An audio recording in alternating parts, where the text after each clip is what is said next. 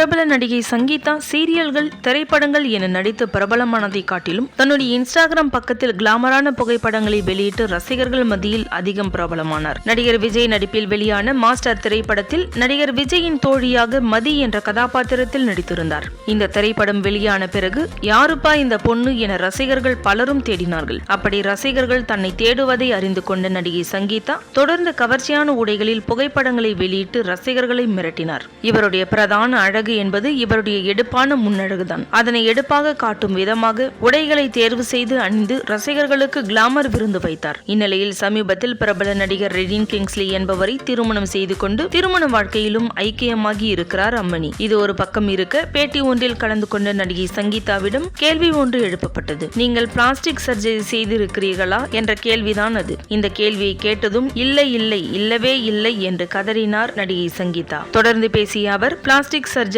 அறுவை சிகிச்சை, இந்த பெயரை கேட்டாலே எனக்கு பயம் வந்துவிடும். கண்டிப்பாக என் வாழ்க்கையில் அப்படியான ரிஸ்கான விஷயத்தை நான் செய்யவே மாட்டேன் என பதற்றத்துடன் பதிலளித்திருக்கிறார். இவர் பேசிய இந்த வீடியோ தற்போது இணையத்தில் வைரலாகி வருகிறது.